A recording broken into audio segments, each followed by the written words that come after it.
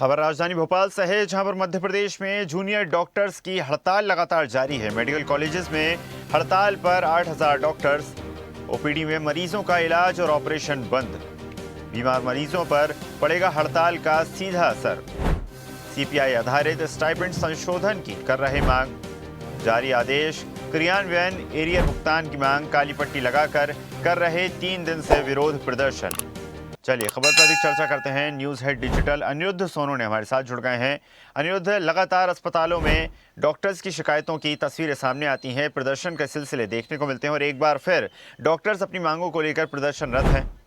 देखिए, मध्य प्रदेश में junior doctors आज से स्ट्राइक पर है और मध्य प्रदेश के जितने भी सरकारी अस्पताल हैं वहाँ लगभग 8,000 रेसिडेंट डॉक्टर जूनियर डॉक्टर्स कार्यरत हैं, जिनका महत्वपूर्ण इन सरकारी कॉलेजों के इलाजों में, अस्पतालों के इलाजों में भूमिका रहती है। और मुख्य मांग यही है कि पिछले साल 2025 में उन्होंने अपना जो स्टाइपेंड रहता है, स्टाइपेंड संशोधन के लिए सरकार को पत्र लिखा था, सरकार से मांग की थी और पिछले 3 दिन से अभी तक मांग पूरी नहीं हुई है। पिछले 3 दिन से प्रदेश के सभी सरकारी कॉलेजों में, मेडिकल कॉलेजों में जूनियर डॉक्टर और रेजिडेंट डॉक्टर काली पट्टी बांध के काम कर रहे थे और आज उन्होंने टोटल कॉल ऑफ कर दिया है, स्ट्राइक कर दी है। और इस स्ट्राइक का असर यह है कि सामान्य जो ओपीडी है वो भी बंद है। इसके अलावा जो सामान्य ऑपरेशन होते हैं, कई जो छोटे मोटे इलाज होते थे वो बंद है। हालांकि डॉक्टर जेडीए का कहना था कि इमरजेंसी में अगर कोई आता है गंभीर मरीज तो उसका वो इलाज करेंगे। और जहां तक बात करें तो भोपाल के गांधी मेडिकल कॉलेज के प्रांगण में यहां धरना चल रहा है, जिसमें बड़ी संख्या में जूनियर डॉक्टर्स मौजूद हैं। जी बिल्कुल अनिरुद्ध, और लगातार जिस प्रकार कई सारे डॉक्टर्स अपनी मांगों को लेकर प्रदर्शन भी कर चुके हैं और कई डॉक्टर्स कई बार कोई बड़ा कदम भी उठा लेते हैं, तो ऐसे में माना जा सकता है कि अगर प्रशासन डॉक्टर्स की समस्याओं का समाधान नहीं निकालती है तो डॉक्टर्स प्रदर्शन को मजबूर होंगे, जिसका खामियाजा आम जनता को ही उठाना पड़ेगा। तो कई बार स्टाइपेंड संशोधन का लेके पत्र जेडीए खुद लिख चुका है और हम आपको धरना दिखाते हैं। ये देखिए, जूनियर डॉक्टर्स का धरना चल रहा है और ये जो धरना चल रहा है ये सुबह 9 बजे से शुरू हुआ है और बड़ी संख्या में यहाँ जूडा के पदाधिकारी शामिल हैं, इसके अलावा डॉक्टर्स शामिल हैं और अस्पताल में जो सामान्य इलाज होता है उसमें काफ़ी फ़र्क आया है और कामकाज पूरी तरह से, एक तरह से कहा जा सकता है कि मध्य प्रदेश के जितने भी सरकारी कॉलेज हैं उनमें 70% जो कामकाज है वो जूनियर डॉक्टर्स के भरोसे, रेजिडेंट डॉक्टर के भरोसे रहता है। तो बुरी तरह से सरकारी मेडिकल कॉलेजेस का कामकाज प्रभावित है।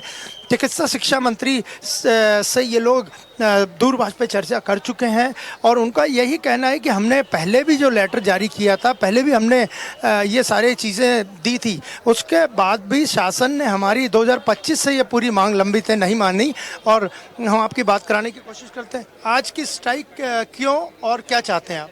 देखिए, चाहते तो हम ज़्यादा कुछ है नहीं। पिछले 2 सालों से जो हमारा स्टाइपेंड का अरेयर है, जो इंक्रीज़ हुआ था, वो मिला नहीं है। रही बात स्टाइपेंड इंक्रीमेंट की, हम भी चाहते हैं कि बाकी प्रदेशों में जहां सब रेजिडेंट्स को जितना स्टाइपेंड मिलता है एटलीस्ट हमें भी उतना ही मिले। तो हमारे धरना धरने की बात सिर्फ इतनी है, अरेयर बढ़ाएं, जो हमें अरेयर मिलना चाहिए वो मिल जाए और स्टाइपेंड बनाने की बात। चिकित्सक शिक्षा मंत्री से आप लोगों की चर्चा हुई आज? चिकित्सक शिक्षा मंत्री से बात हुई थी, उन्होंने बोला कि अभी वो बताएंगे आगे की बात क्या करना है। हम एक्चुअली अपने सारे जितने भी हम धरना धर रहे, प्रोटेस्ट कर रहे हैं, सारे गवर्नमेंट ऑफिशियल से बातचीत करके ही हम प्रोसीड कर रहे हैं। 3 दिन से आप लोग काली पट्टी बांध के प्रदर्शन कर रहे थे, उसके बाद भी किसी ने ध्यान नहीं दिया, ऐसा लगता है? नहीं नहीं, ऐसा कुछ नहीं है। 2 दिन पहले जब हमने काली पट्टी बांध के हमारा साइलेंट प्रोटेस्ट किया था, वो शुरू किया था, यहाँ पे हेल्थ कमिश्नर सर से हमने बात की थी, हेल्थ मिनिस्टर सर से हमने बात की थी। तो ऐसा नहीं है कि जो हम कर रहे हैं अपने मन से कर रहे हैं। हमारे हॉस्पिटल के जो डीन है, मैम है और जो जितने भी कंसल्टेंट हैं, सबसे बातचीत करके साथ में गवर्नमेंट। सरकार अगर आपकी मांग मानती तो आज ये स्ट्राइक की नौबत नहीं आते, ऐसा लगता है? अब देखिए, सारी बातें तो एक बार में पूरी नहीं हो सकती ना। हम भी ऐसे डेवलपिंग कंट्री के अंदर हैं, डेमोक्रेसी है, तो हम अपनी मांग रखते हैं, हम अपना अधिकार रखते हैं और सरकार सुनती भी है। और इस बार भी मुझे पूर्ण विश्वास है इस बात पे कि सरकार हमारी बात सुनेगी। अगर कोई सीरियस पेशेंट आता है तो इमरजेंसी चालू? इमरजेंसी चालू है, हमारी ओपीडी भी चालू है। एक्चुअली हमने कोई भी सर्विस आज बंद नहीं की है, इमरजेंसी सर्विसेज चालू हैं, ओपीडी भी चालू हैं। और ये सब जनता के लिए? ये सब जनता के लिए है। तो आपने देखा कि इनका यही कहना था कि ओपीडी जिसको बंद करने का दावा किया जा रहा था, ओपीडी बंद नहीं है, ओपीडी चालू है। इसके अलावा अगर कोई इमरजेंसी में गंभीर मरीज आते हैं तो उनका भी इलाज न केवल भोपाल के हमीदिया अस्पताल में बल्कि मध्य प्रदेश के सभी अस्पताल में चालू रहेगा। अनिरुद्ध, बड़ा सवाल यहाँ पर ये खड़ा होता है कि बड़ी संख्या में डॉक्टर्स, जिस प्रकार आपके पीछे हमने तस्वीरें भी देखी कि लगातार प्रदर्शनरत हैं, अपनी मांगों को लेकर लगातार प्रशासन के सामने मौजूद हैं, लेकिन ओपीडी और इमरजेंसी जैसी सुविधाएं भी लगातार संचालित रखी गई हैं जनता के हित को ध्यान में रखते हुए। बड़ा सवाल यहाँ पर यह है कि क्या कोई वरिष्ठ अधिकारी, क्या कोई प्रशासन का व्यक्ति, क्या कोई सरकार से अब तक उनसे मिलने पहुंचा है, क्या उनकी मांगें सुनने पहुंचा है?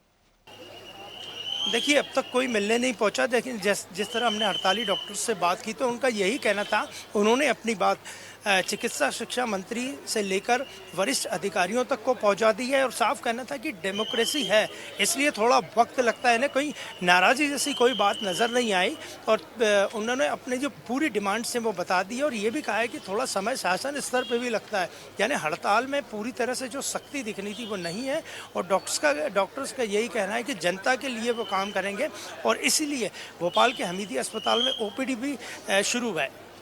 अनिरुद्ध, लगातार जो अस्पताल व्यवस्थाओं की अगर बात की जाए, हॉस्पिटैलिटी सिस्टम की बात की जाए, लगातार बेहतर करने के प्रयास किए जा रहे हैं, लेकिन एक जो चीज़ लगातार डॉक्टर्स के सामने चैलेंज बनी रहती है, उनकी समस्या जो कई बार सामने आती है कि ओवरवर्क उनसे करवाया जाता है, उन पर जो है वर्कलोड रहता है, प्रेशर लगातार रहता है, जिससे परेशान होकर कई डॉक्टर्स आत्मघाती कदम भी उठाते हैं। कहीं ना कहीं इस समस्या का भी समाधान होना ज़रूरी है।